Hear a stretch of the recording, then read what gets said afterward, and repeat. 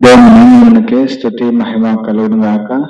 మరి ఒక మారు దేవుడు ఈ విధంగా కొడుకుని నడిపించటకు చూపిన కృపను బట్టి దేవుని నామం ఎంతగానో స్తుతిస్తూ కనపరుస్తున్నామండి.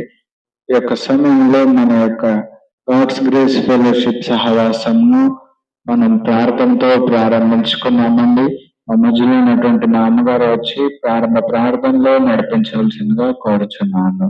మొదటిగా దేవాది దేవునికి వందనాలు చెల్లిస్తున్నాను. గాడ్స్ గ్రేస్ ఫెలోషిప్ సహవాసం తరపున మీ అందరికి వందనాలు చెల్లిస్తున్నాను. ప్రార్థన చేసుకుందాం.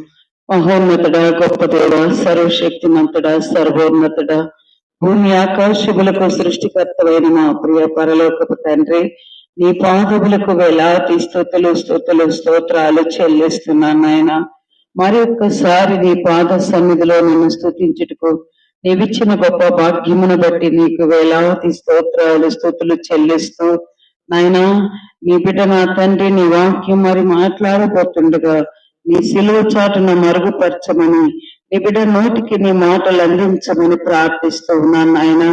అయ్యా, నీ చిత్తములో నీ ప్రణాళికలో నాయన నీవేర్పరచుకున్న వారి దగ్గరికి ఈ మాటలు వెళ్ళగలుగుటకు ద్వారాలు తెరవమని ప్రార్థించి వేడుకుంటున్నాను నాయన.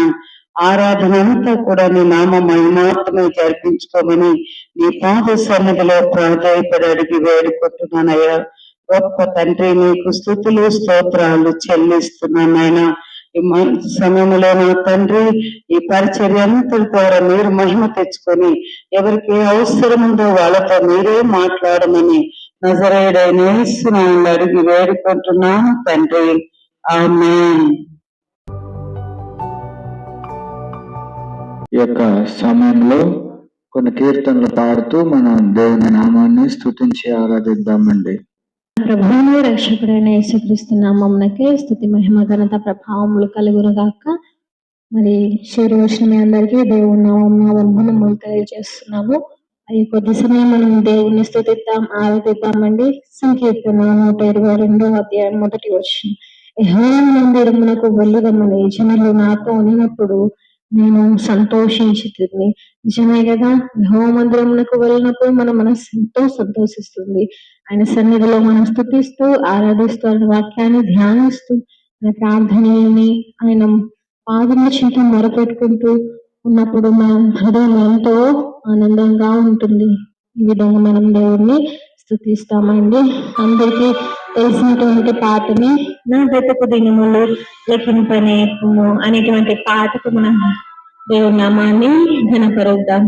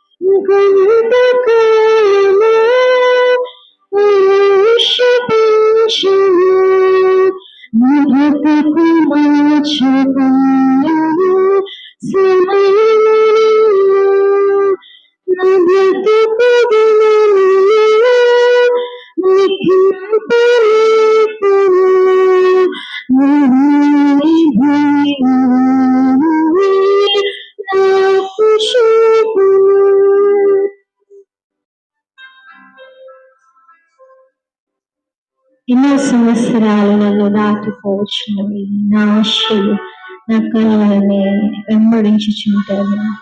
ఫలాన్ని వృక్షం వలె ఎదిగిపోతుంది, ఈనాడు కూలిపోతును ఎరగకుంటుంది. మరణ రోధన ఆలకించును ప్రభు.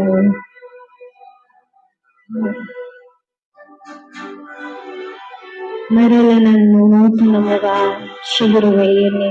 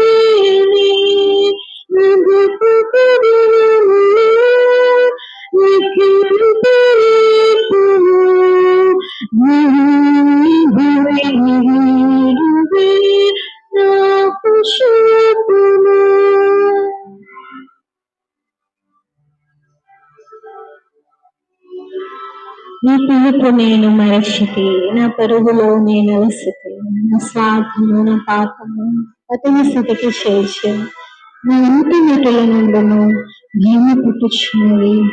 దేవా నన్ను మనిషిను, నా బతుకు మార్చును, యేసుని చేతికి లొంగిపోదును,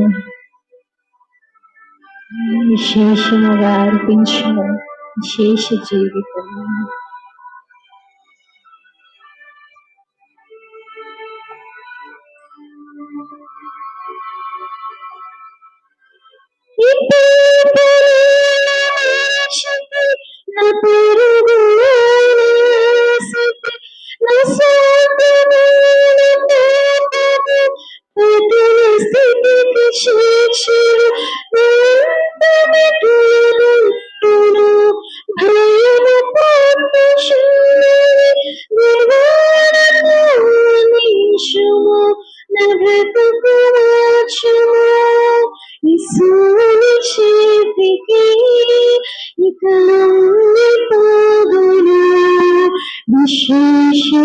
విశేషముగరుపించును నశేష జీవితం నా బ్రతుకు దినములో లెక్కింపలేకును.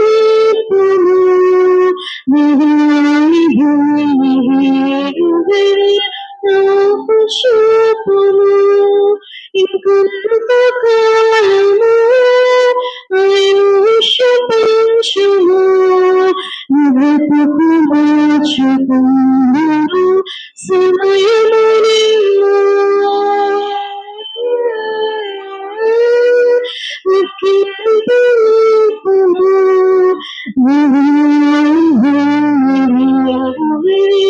నాకు చూపును. మరి ఇంతసేపు మనం దేవుని స్తుతించామండి. మరి కొద్ది సమయంలో మనము దేవుని నామాన్ని ఆరాధిద్దామండి. వాక్య ధ్యానానికి మొదలే ముందు మన హృదయాలను మనం సిద్ధపరచుకుందాం. దయచేసి ఎవరు మౌనంగా ఉండక ఈ స్వరాలను విప్పి హృదయపూర్వకంగా ఆయన నామాన్ని ఆరాధించండి. అందరికీ తెలిసినటువంటి పాటని ఎడవాయన నీ కృప నన్ను విడుదల ఎన్నటికి యేసయ్యా నీ ప్రేమ రాగం నన్ను కాయము అనుక్షణం. ఈ పాటతో మనం దేవుణ్ణి ఆరాధిస్తామండి.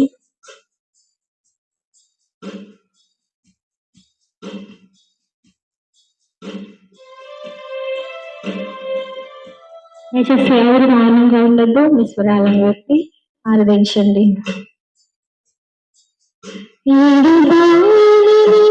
కృపా నన్ను విడువదు ఎన్నటికీ, ఎడబాయని నీ కృపా నన్ను విడువదు ఎన్నటికీ, యేసయ్యా నీ ప్రేమానురాగం నన్ను కాయును అనుక్షణం, యేసయ్యా నీ ప్రేమానురాగం నన్ను కాయును అనుక్షణం, ఎడబాయని నీ కృపా నన్ను విడువదు ఎన్నటికీ.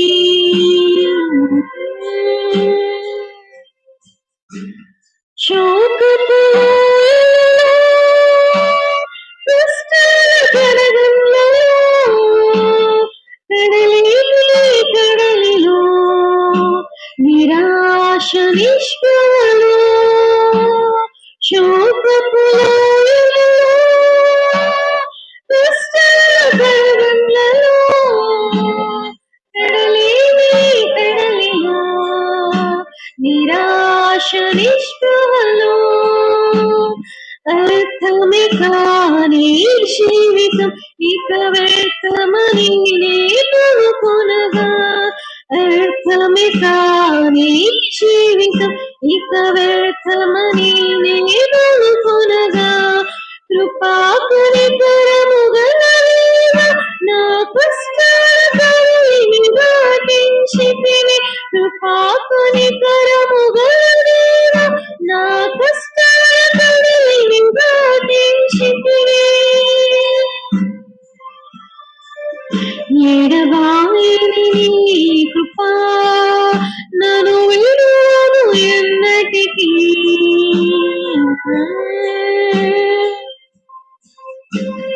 విశ్వాస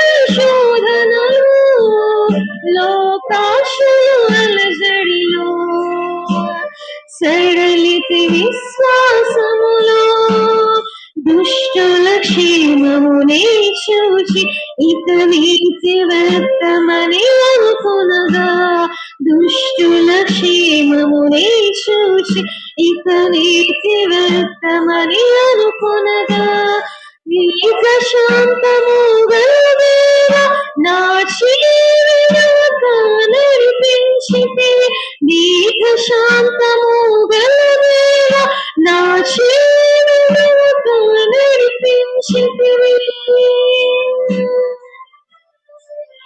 ఎడబాయని నీ కృపా నన్ను ఎన్నటికీ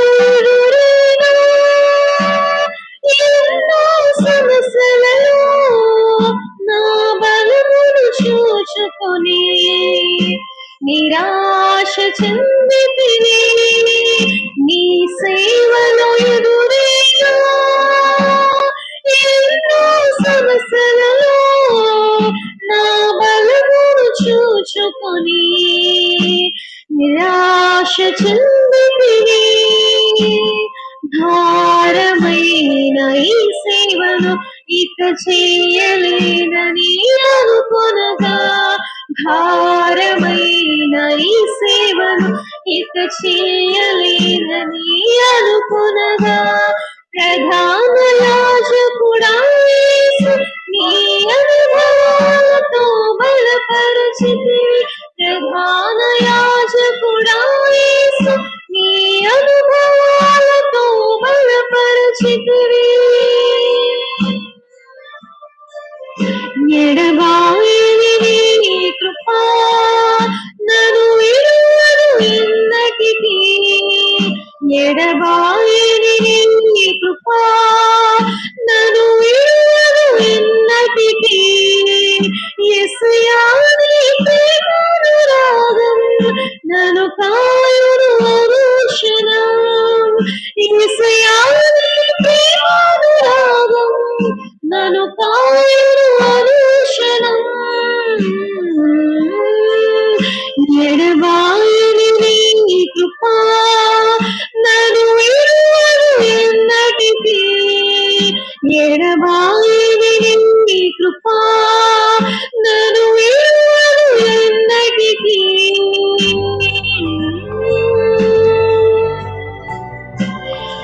స్తోత్రం స్తోత్రం స్తోత్రం ప్రభానైనా మీకే స్తుతి మహిమ ఘనత ప్రభావములు చెల్లించుకుంటున్నాం గొప్ప పరమ తండ్రి మీకు స్తోత్రం ప్రభానైనా ఈ యొక్క పునరుద్ధాన దినమందు ప్రభానైనా నీ పాసన్నిధికి మమ్మల్ని నడిపించుకుని ఉన్న విధానాన్ని బట్టి మీకు స్తోత్రం ప్రభా ఈ యొక్క గాడ్స్ గ్రేస్ ఫెలోషిప్ ని ప్రభు మీ యొక్క అధ్యక్షత నడిపిస్తున్న విధానాన్ని బట్టి మీకే స్తోత్రం చెల్లించుకొని చూస్తున్నామయ్యా అవునయ్యా ప్రభా ఇంతవరకు ప్రభా నిన్ను ఆరాధించడంలో ప్రార్థించడంలోనైనా మా యొక్క నైనా మా చుట్టూ ఉండి ప్రభు మమ్మల్ని మీ ఆత్మాభిషేకంతో నింపి నడిపించిన విధానాన్ని బట్టి మీకే స్థుతి మహిమ ఘనత ప్రభావములు చెల్లించుకొని చూస్తున్నామయ్యా నీ యొక్క ఆరాధనలో పాల్గొన్న నైనా యొక్క ఫెలోషిప్ వీడియోలను బట్టి మీకు స్తోత్రం ప్రభానైనా వారి యొక్క ప్రార్థన విన్నపములన్నింటినీ నీ పాదములు చెంత మొరపెడుతున్నాను ప్రభా వారి మొరలను ఆలకించి వారికి సహాయం చేసి నటింపు దైశ్యమని ప్రార్థిస్తూ ప్రాధాయపడుతున్నామయ్యా పరమ తండ్రి మీకు స్తోత్రం ప్రభానైనా మీకే స్తోత్రం ప్రభానైనా మరి ముందున్న సమయాన్ని పాదముల చెంతకు సమర్పించుకొని చూస్తున్నామయ్యా దాన్ని నీ యొక్క ప్రియ కుమారుడు ప్రభా నీ దాసుడు ప్రభానైనా నిలిగ్మైన నీ యొక్క వాక్యాన్ని మాతో పంచుకొని పోతుండగా ప్రభా నీ యొక్క ఆత్మాభిషేకంతో నింపి అప్పుడు నోటి ద్వారా మీరే మాతో మాట్లాడమని ప్రార్థిస్తూ ప్రాధాయపడుతున్నామయ్యా మీకు స్తోత్రం చెల్లించుకొని చూస్తున్నాం పరమ తండ్రి మీకు స్తోత్రం ప్రభానైనా ఈ విధంగా ప్రభా తండ్రి ముందున్న సమయాన్ని పాదముల చెంతకు సమర్పించుకొంచు ఈ యొక్క స్తుతి అర్పణ చేసి నామం అడిగి వేడుకొని చూస్తున్నాను గొప్ప పరమ తండ్రి ఆమేన్. వరకు దేవుడి నామంను స్తుతించి ఆరాధించుకున్నాం విధానంను బట్టి దేవుడి నామంను ఎంతగానో స్తుతిస్తున్నామండి. ఈ యొక్క సమయంలో కొద్దిసేపు మనం వాక్యాన్ని ధ్యానించుకుందామండి. అపోస్తలుల కార్యముల గ్రంథము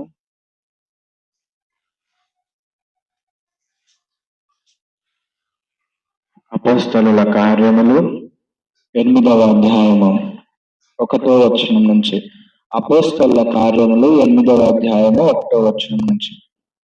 ఆ కాలమందు యెరూషలేములోని సంఘమునకు గొప్ప హింస కలిగినందున అపోస్తలులు తప్ప అందరూ యూదయ సమరయ దేశముల యందు చెదిరిపోయి, భక్తి గల మనుష్యులు స్టెఫెనును సమాధి చేసి అతన్ని గూర్చి బహుగా ప్రలాపించిరి. సౌలైతే ఇంటింటా జొచ్చి పురుషులను స్త్రీలను ఈడ్చుకొని పోయి చెరసాలలో వేయించి సంఘమును పాడు చేయుచుండెను. 3వ వచనం ఒకసారి. సౌలైతే ఇంటింటా జొచ్చి పురుషులను స్త్రీలను ఈడ్చుకొని పోయి చెరసాలలో వేయించి సంఘమును పాడు చేయుచుండెను. ఈరోజు దేవుని యొక్క వాక్యంలో నేను పంచుకోగలిసినటువంటి అంశం ఏంటంటే, మనము మానవ జీవితాల్లో కొంతమంది ఎలాంటి లైఫ్ స్టైల్కి వెళ్ళిపోయారంటే, నేను దేవుని కాపాడుతాను, నేను ధర్మాన్ని కాపాడుతాను, నేను నా దేవుణ్ణి కాపాడుతాను, దైవాన్ని కాపాడుతాను. చాలా మంది సైకలాజికల్ గా దేవుణ్ణి కాపాడుతాను, దేవుణ్ణి కాపాడుతాను, దేవుణ్ణి కాపాడుతాను. కానీ నిజానికి దేవుణ్ణి మనం కాపాడలేము, ఆయనను మనం కాపాడుతామనే మాటే తప్పు. ఎందుకంటే దేవుడు మనల్ని కాపాడుతాడు కానీ మనం ఆయన్ని కాపాడలేము. ఎలాగ నేను మాట చెప్తున్నామంటే, ఇక్కడ అపోస్తలుడైన పౌలు ఆ మారక ముందు సౌలుగా ఉన్నప్పుడు ఏం చేశాడంటే, ఆది సంఘాన్ని హింసలకు గురి చేశాడు. ఎందుకు ఆ హింసకు గురి చేసినాడు అంటే, చూసే వాళ్ళకి అర్థమయ్యే ఉంటుంది. ఆయన ఎందుకు ఇంటింటా వచ్చి స్త్రీలను పురుషులను ఈడ్చుకొని పోతున్నాడు, చంపేస్తున్నాడు, ఎందుకు అలా చేస్తున్నాడంటే ధర్మశాస్త్రాన్ని కాపాడటానికి. ధర్మశాస్త్రము మోసే ద్వారా పాత నిబంధనలో దేవుడు ఇచ్చాడు. అయితే పౌలు ఏంటంటే, సౌలుగా ఉన్నప్పుడు ధర్మశాస్త్రాన్ని నేను కాపాడాలి, ఈ క్రైస్తవులు ఈ క్రిస్టియన్స్ వల్ల ధర్మశాస్త్రం దూరం అయిపోద్దని చెప్పేసేసి వీళ్ళని చంపేస్తే మన ధర్మశాస్త్రాన్ని నిలబెట్టిన వాళ్ళం అవుతామని ఆయన ఆ థాట్ ప్రాసెస్ లో ఏమైపోయాడంటే, దొరికిన క్రిస్టియన్స్ ని దొరికినట్లు ఆది సంఘస్థులను అందరినీ ఈడ్చుకొని చంపేయడం మొదలుపెట్టాడు. అంటే మనం దేవుని చిత్తాన్ని నెరవేర్చాలి అని అంటే దేవుని కాపాడటమా, లేదు అంటే దేవుని ధర్మశాస్త్రాన్ని కాపాడటానికి మనం ఎవరు? ధర్మశాస్త్రాన్ని పౌలు కాపాడాలని పోయి సంఘం యొక్క ప్రాణాలను తీస్తున్నాడు. ఇదే దారిలో ఒకసారి మనం మళ్ళీ ఆలోచించుకుంటే, అదే విధంగా మత్తయి సువార్త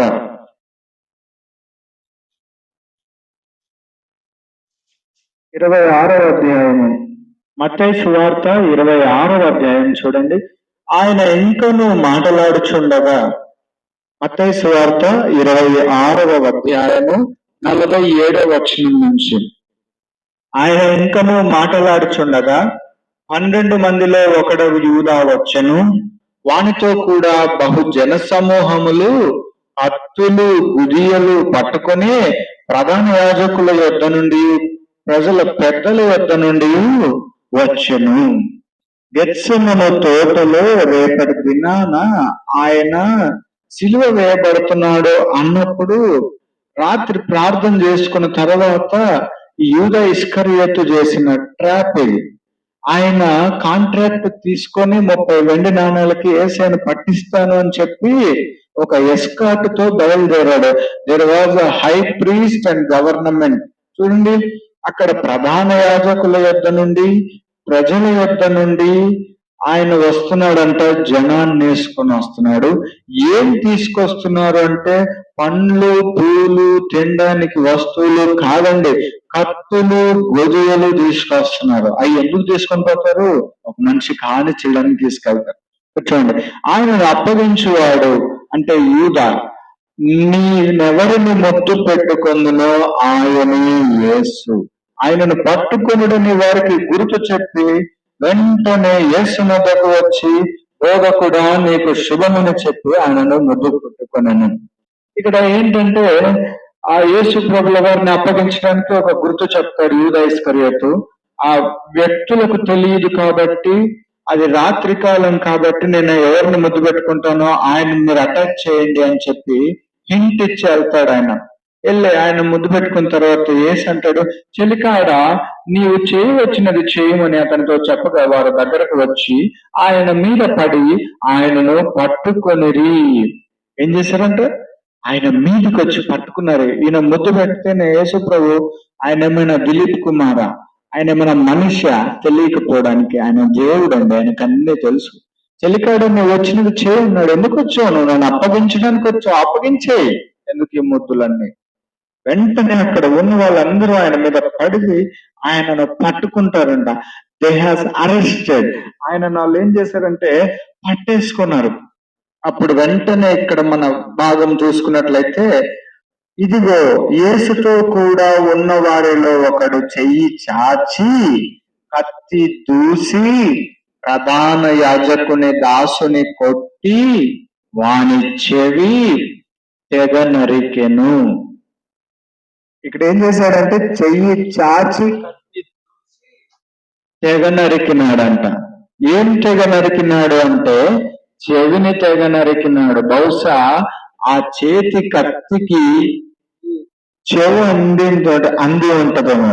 ఈ చెవి అందినందుకు కత్తితో చెవి నరికి పడేస్తాడు ఆయన. ఒక్కసారి చూసుకుందామండి, యోహాను సువార్త 18వ అధ్యాయంలో ఆ నరికిన ఆయన ఆ చెవి ఎవరిది అనేది ఒకసారి చూసుకుంటే చాలా మందికి తెలిసే ఉండొచ్చు. మరి ఆ దాసుని పేరు 11వ వచనంలో, యోహాను 18వ అధ్యాయము 11వ వచనం, ఆ దాసుని పేరు మల్కు. యేసు కత్తి ఒరలో ఉంచుము, తండ్రి నాకు అనుగ్రహించిన గిన్నెలోనది నేను త్రాగకుందునా అని పేతురుతో అనెను. ఏంటండి ఆ దాసుడు ఎవరండి? మల్కు. ఆ దాసుని పేరు మల్కుస్. ఆ నరికింది ఎవరు అని అంటే పేతురు చెవు నరుకుతాడు. ఇక్కడ మళ్ళీ చూసుకుందాం, మత్తయి సువార్త మరలా 26వ వచనానికి వచ్చినప్పుడు ఆయన చెవు నరికేస్తాడు. పేతురు ఎవరండి? నిజానికి పేతురు యేసయ్యతో తిన్నాయన, ఆయనతో పడుకున్నాడు, ఆయనతో కలిసి పరిచర్య చేశాడు, ఆయనతో ఎన్నో అనుభవాలు పేతురుకు ఉన్నాయి. కానీ పేతురు యేసు ప్రభు మీదకి జనాలు వచ్చారు, ఆయన పట్టుకున్నారు, ఇక్కడ ఏదో అపాయం ఉంది అని తెలిసేలోపు కత్తి తీసి వెంటనే చెవి నరుకుతాడు. ఎంత ఆశ్చర్యకరమైన విషయం అంటే, పేతురు కూడా ఎలా వెళ్ళిపోయాడంటే, నా దేవుడికి ఆపద ఉంది, నా ప్రభువుకి ఆపద ఉంది, నేను కాపాడాలి, ఇలాంటి ఇంటెన్షన్ లో ఆయన వెళ్ళిపోయాడు. నిజానికి యేసు ప్రభు ఏమైనా మనిషి? ఆయన దైవమైంది మానవ స్వరూపంలో వచ్చాడు.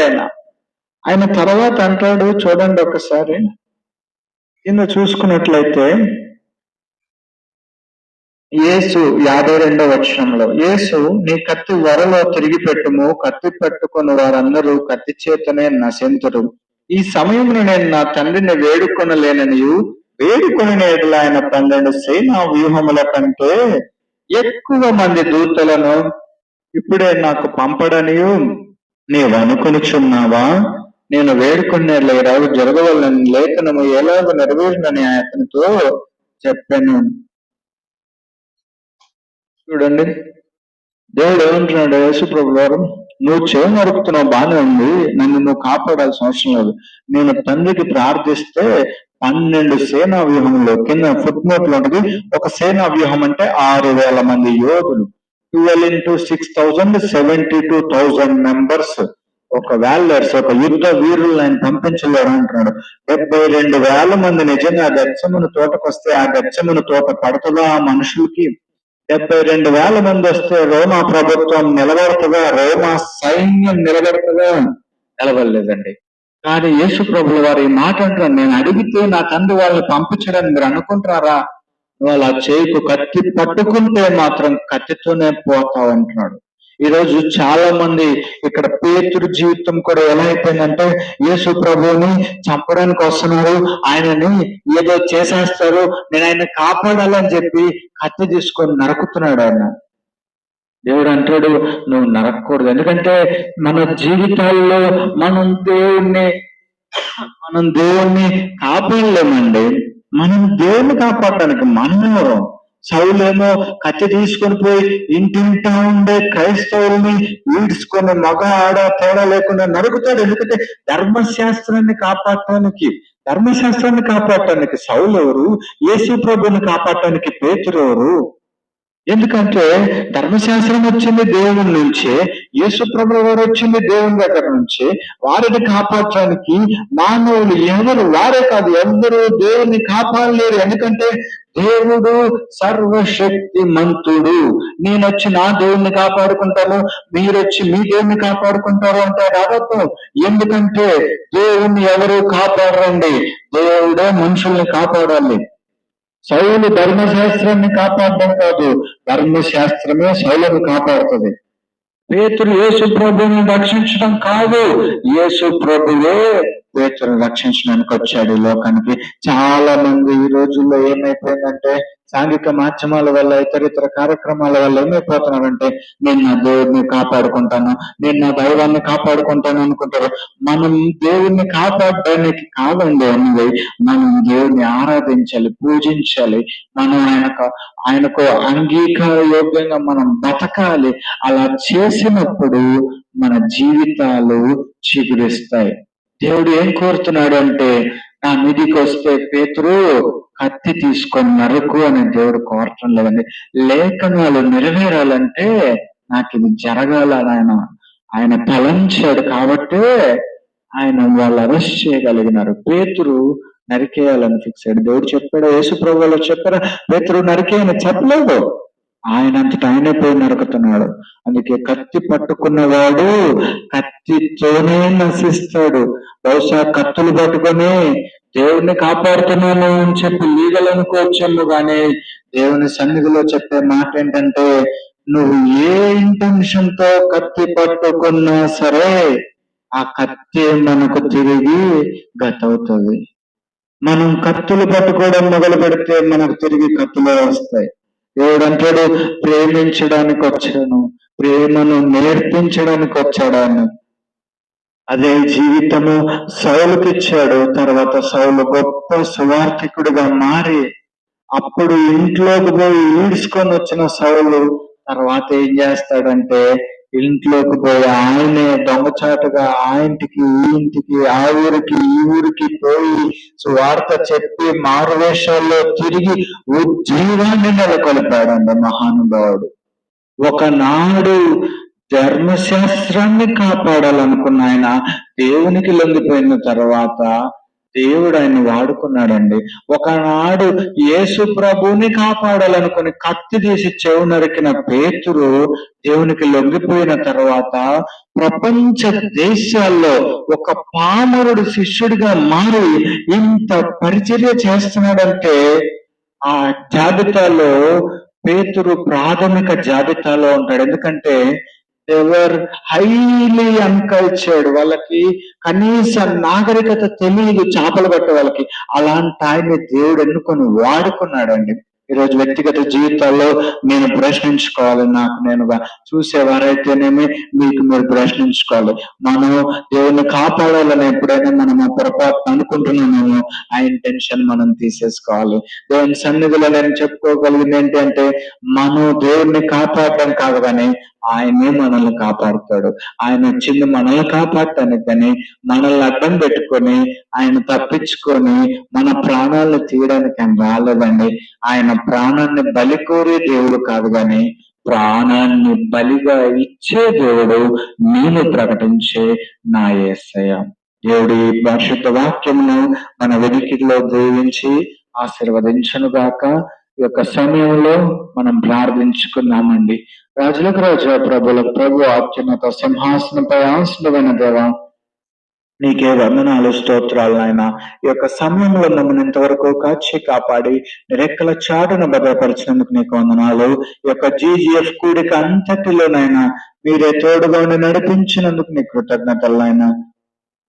స్తుతి ఆరాధనలు ఈ యొక్కనైనా దైవంనైనా మేము కాపాడుట కాదు కానీ దైవమే మమ్మల్ని కాపాడుతుంది అన్నటువంటి వాక్యాన్ని మాతో మాట్లాడి మా రక్షకుడు వై మాతో ఉన్నందుకు నీకే కృతజ్ఞతలు చెల్లించుకుంటూ వీక్షిస్తున్నటువంటి విశ్వాసాన్ని దీవించి ఆశీర్వదించి మీ సన్నిధిలో వారిని స్థిరపరచు బలపరచు వాడుకొనమని ప్రార్థిస్తూ ఇంకా రానున్న దినాల్లో అనేక కార్యక్రమాలనైనా మహిమార్థమైన చిత్తమైతేనైనా జీజీఎఫ్ లో మేము చేటుకు సహాయం దయచేయమని ప్రార్థిస్తూ ప్రాధేయపడుతూ నజరేయుడైన యేసు నామమున ఈ ప్రార్థన అడిగి వేడుకొనిచున్నాం మా పరమ తండ్రి.